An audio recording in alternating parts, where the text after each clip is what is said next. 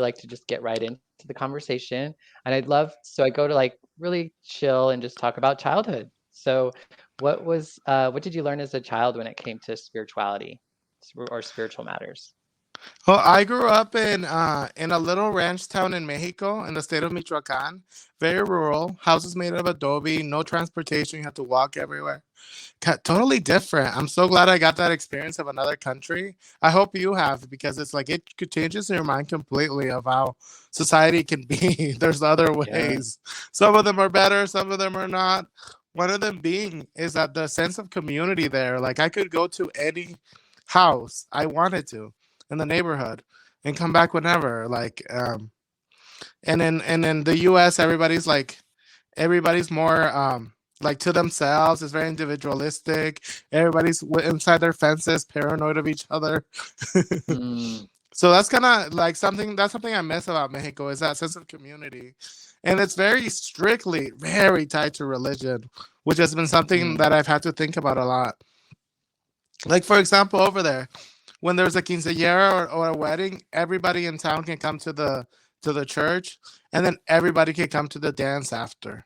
And there's mm. no like since it's rural, there's not really any bars, so that's how people like mingle and date, and and how they party is they will go from party to party. Uh-oh. So it's also a lot more cost effective, I'm sure. Mm-hmm. But anyway, and that's why kids in like Latinx countries grow up dancing, because we grow up dancing since we're little, which I Mm. think is so cool. Yeah, yeah. So it's So definitely more feels more cultural. yeah, and it was rough growing up with that being so intensely part of people's like belief system, because like the homophobia is there, and Mm-hmm. it's just as horrible as over here. The machismo on top of that, which is just another word for misogyny. Right. And a lot of oppression is interconnected, Yeah. and it was rough growing up like that, because then I had to once I realized I came to terms with being gay. I had to come to terms with the religious part of it, and had to decide, do I want to be part of that, and do I want to fight to be part of something that doesn't want me, Mm. and that is going to, and then like once you start with religion, once you start like unraveling a couple of things, that all falls apart. Because it's all just like growing up. When I was little, I was this kid with a very active imagination, so all Mm-hmm. hearing all like the hellfire, all that condemnation, all that would happen from sinning and from not meeting what the Bible says, or what people say that the Bible says. I really internalized it. So I was really scared a lot of the time. Mm-hmm. Like I would be at night, and like that feeling when you close your eyes and you hear a thump, thump, thump. I don't know if you have that, but I've heard it ever since I was little. I imagine like death like walking towards me. Those Oh are like the wow. steps of death, and when it speeds up, it's because death is closer. Mm-hmm. That sounds terrifying. Yeah, and we'd get told stories like, oh, like this person was visited by the devil. Like I had a cousin who lived in like they had a outhouse, not like for like going to the bathroom, but just another little building, close to the house, because over there you just build wherever. And they said that because he was having premarital sex, that the devil visited him and scratched up the walls, and Oh so wow. and so there were scratches on the walls, and it was like all those things over there are presented to you as the truth and very real. So I was in constant fear, and then Yeah. yeah, then when I was older, trying to get that all out of myself was really difficult. It was one of the hardest decisions I ever had to make in my life, because it was and then it was also really mentally and emotionally. I was so depressed. I was suicidal pretty much. I had to Mm. like convince myself that like, because you get told that you have no value, I had internalized that, and I had to like progressively like break out of that, and it took years Yeah, to how did feel you like my life had value, and that I was worth being alive. mm. Sorry, How did that's you do hard that? stuff. No, I mean, I asked, I went there. How did you work through that? It was I think a big lifesaver was moving to the U.S. And it was a lot of my life I've lived like vicariously looking through the internet and finding other communities. And then seeing what's out there because when we grow up, there was like very little LGBT representation that was Hmm. positive, and it was all pretty bleak. And then things started turning around, and I guess you just grow and you get older and you realize that all the horrible stuff was not true. Hmm. And then, so did you kind of stay away from the religion once you came to the US, or were you able to just kind of cut that out completely, or? Yeah, I cut it out completely. I was not interested at all. Yeah, yeah. And when did drag come into your life? Because I know you started pretty young, so. Yeah, I started around like 1 or 2 years before Drag Race aired. I like because I told you I was looking at other communities and I got really like interested in the New York City nightlife because coming here being an immigrant and not having the ability to just be able to like a lot of some people have the ability to like to go somewhere more progressive. That was never an option for me because finding a job is not easy. So trying to leave and like just I knew homelessness was like a possibility if I left, Hmm. and And all these other legal things, and so I decided. So that's how I did it safely. um, hmm. and I was inspired by the New York City nightlife scene and people who are doing it like cool androgynous drag that makes high fashion. They were like not having like breasts, and they were like looking like models and doing really avant-garde really fashion forward outfits, and that was really inspiring to me. And so I thought it looked like fun, and that's where I got the bug. Nice. And you moved directly to Idaho, or did you? I was in California for a little bit. Then I lived in Arizona for a little bit. But most of my young adult life was in Idaho. Yeah, yeah. Sorry, I thought I was getting. Sorry. What were Uh, you getting? no, there's just like some noises and stuff around here, so I got a little distracted. So my apologies. So you're in the US, you're checking out the New York. How did the New York night scene, like, how did you translate that to being here, though? Well, they it was then Drag Race came about, and then I was going to college at the Boise State. Well, CSI first, then Boise State, and then I became president of the LGBT organization, which at Hmm. the time was called Be Glad. And I'm so I was familiar the with that. president of that. And that there, I they had done shows before, so I kept organizing shows, and those were so fun. Hmm. Well, and when you and I first met, well, one of the first times we met, I'm sure we had met before you performed or did drag at the event, but do you want to tell a little bit about that event? Oh, the one you booked me for? Yeah, for it was for a national HIV testing like kind of festival that we were doing at Ann Morrison. Yeah, Or I remember not Ann exactly Morrison. what it was called. It was called Kiss. KISS, know your status. Know your Yes. status.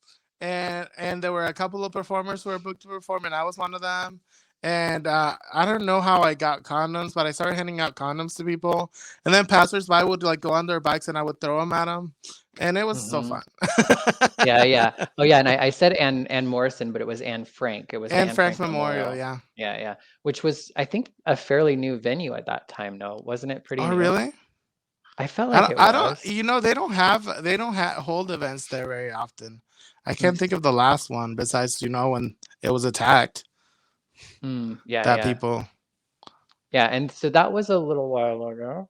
Oh, like, Can't tell like you the year. I know, didn't we figure it was like between 10 and 15 years ago, right? Sure. Something like that.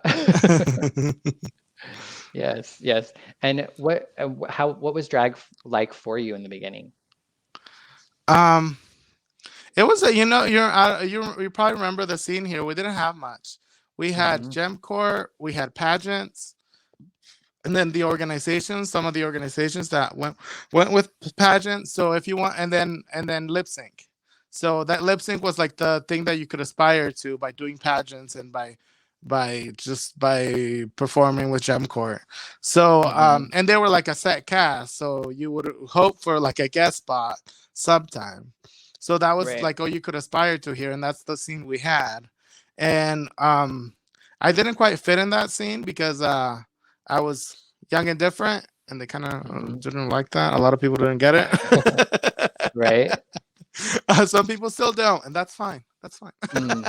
It's definitely uh, gotten a lot better though, but I know what you mean, like yeah, and so around. that's when I got disrespected a couple of times. And one time, I like, the last straw for me was when somebody came out to me and said all these misogynistic, horrible, like internalized homophobia, horrible things at me.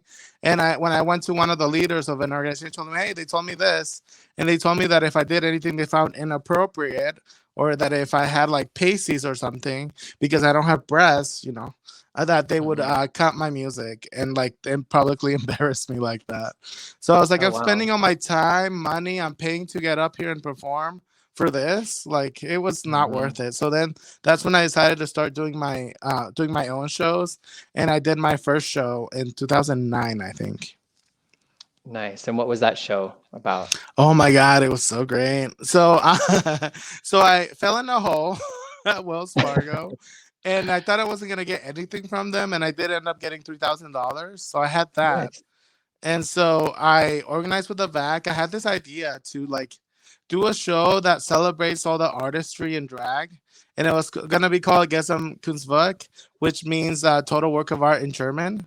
And I thought Mm. it's about celebrating because at the time I stepped away from the local drag scene and started getting more involved in the local burlesque scene because they were doing exciting things. They were a lot more inclusive. They liked weird stuff. They like interesting, entertaining things, and so I was an interesting, entertaining thing. So so I fit in, Mhm. and and I saw so much artistry there, and so much really cool enterprising. Like, you remember Frankie? Mhm. She Yeah. had so many towns, and then she had so many different venues. There was like Pingilli's where you could go for free and see burlesque. There were like productions where like that you paid a cover. So there were like different places for like different accessibilities, and then just more shows throughout. Like, before that, it would be like a show every month or every couple of Yeah. months. And with burlesque, they were doing like somewhere like bi-weekly, somewhere, and then some monthly ones. So they were a lot more, and then there are multiple ones throughout town through the months, and thought that was so cool, and I wanted that in drag. Mhm. So my first show was I wanted to mix both scenes, and so I had drag and burlesque performers, and then I also wanted a we weren't getting had gotten a couple of outside performers, but we weren't really getting like the headliners here. So I that's what I wanted also to bring to town, and so I booked Trixie Mattel for that one, and it was Mm. very expensive. Yeah. and Was it a and good and it show was like, or artistically, it's what was one of the best shows ever. It was incredible, but financially, no. no? Yeah. Financially, it cost like 4,000, and I lost about 3,000. Oh, wow. Yeah, so So it's yeah, very, that was a once very in a different lifetime now. event. Yeah, that was a once in a hi Riley. Riley is loving this. That was a Kayla once is in a also lifetime sending a heart. that was a once in a lifetime event, and everybody who went to it can tell you it was incredible. Mhm. Do you feel like that was kind of the jumping off point for you as far, or like a milestone and really kind of, I don't know, pushing you to the next level or even pushing Boise to the next level? Yeah, I would say it was a part of it. I wasn't the only one because, frankly, burlesque was also Mhm. including drag performers. So there were other people that helped build the multifaceted scene we have now. But I think it was definitely part of it because before there was no place for weirdos, and there was no, and then I know a lot of people who went to that show and started doing drag. I think it was like I think I remember Elle was there in a really cool look, Mhm. like one of their first times in drag. I think Annie and Hazel were there. And there's a lot of people who are too young who were too young to go, who are now part of the drag scene as well. Mhm. Yeah, And then yeah, and I then must I've done more shows, and then other people have taken notice or have brought in other performers. So it's been really cool to see how much the scene has grown now. there's so many shows. Last week I did three back to back Hmm.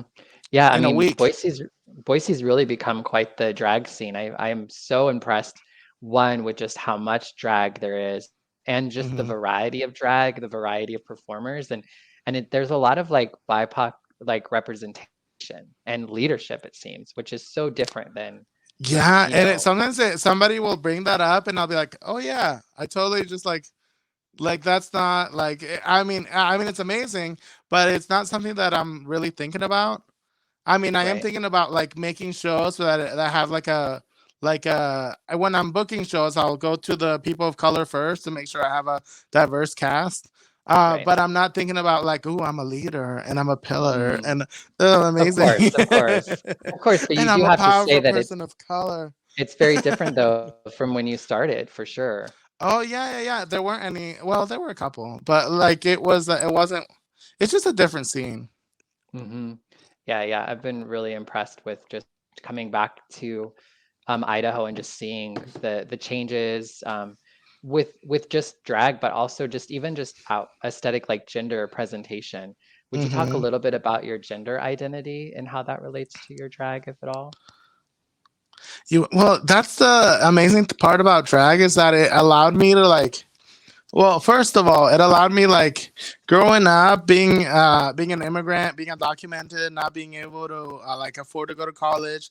I wanted to work in fashion design. I wanted to have an art career. I went to college for the arts, but I couldn't afford it because I had to pay out of pocket. It's impossible. Hmm. But I tried.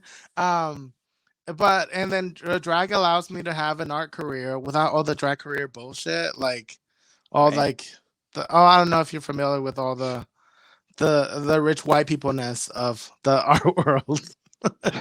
I'm sure you can imagine, and you just Yeah, have to I can imagine. bullshit your way through pretending like everything has worth, and it's Mm, super important, and it's yeah. so yeah, drag allows me to do what was the question? About your just about gender, actually, and how your gender identity and how drag impacts that, if at all. Oh, gender. Sorry, that was I That's didn't answer okay. anything about gender. But yeah, it's yeah, it's been fascinating. I remember when I first started being in drag, not being comfortable with everybody calling me she, because it's just Hmm. like probably internalized misogyny and all that. But now I'm like it allows me to express all the parts of myself that I don't that I had rejected or had put away to feel safe. So Hmm. it's been very liberating, and definitely don't feel like I'm somewhere. I definitely feel like somewhere in the not in either binary. So, Yeah, yeah. And but go ahead. No, go ahead. I said, but like I think it's just that gender is such a personal question, and for me, Hmm. my gender journey has been that I'm comfortable with the parts that fit the binary, and I'm comfortable with the parts that don't. And I think Hmm. that's the growth I've had, and drag has helped me so much through that. Yeah, I definitely can relate to drag having kind of pulling my gender expression out of me and my comfort level outside of drag for sure. Definitely. And where would you say, I know like where would you say you land with your spirituality now? If like how would you talk about that? It's rough because I'm like I call myself the enemy of spirituality because that's what Divine calls herself in female trouble. um, Drag is divine, literally. Mm, right? Oh my god, I'm such a Divine fan. Anyway, yeah, it's been rough because as I get older, I have to deal with a lot different issues. And sometimes I think one of the ones that I think about a lot is like when somebody, like I've had people like when people pass away, one that just comes to when people pass away, the expected answer is always like thoughts and prayers because that's Mm, what people gives them meaning in life, what they cling to. I know my mom has been through so many medical just horrible things that she had to push through, and she talks about seeing the Virgin Mary and about like things that pushed her through. So I'm a little bit more like I'm not that respectful to religion, but Mm, I understand how the impact it has on people's lives, even if I don't believe it any of it whatsoever. right, right. uh, but yeah, it's been interesting having to navigate all of the things that religion is a part of in our society that without having those beliefs. So I Hmm. end up having to find ways to be genuine and caring without thoughts and prayers. Yeah. That how what does that look like or sound like to you? It just sounds like a genuine caring statement. Hmm.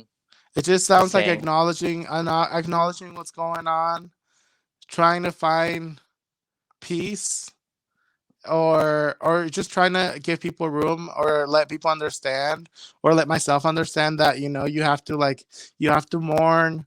It's okay to feel feelings. I don't know. Hmm. It just depends on the situation Yeah. and the But it's person. right. But it sounds like finding a way to see and acknowledge and to be with someone in those times rather than just kind of like being like, oh, you're not dot dot dot, so I'm just not even going to address it, but really Hmm. finding a way to Yeah, communicate with one another yeah. where you're at with Think all that. one of the things that like I thought about when leaving religion is that I find a lot more joy and a lot more meaning in living with the unanswered questions than with the Mm. answers that seem like they're completely made up. Yeah, yeah. Uh, so yeah, I can definitely see that. I think especially in religion in particular, but everything feels so rigid. So it Hmm. seems really hard to like I know for me to find myself in that or to see myself in that or to utilize Hmm. it in some sort of way. Hmm. Definitely. I thought I would just stare at you and see what happened for a second.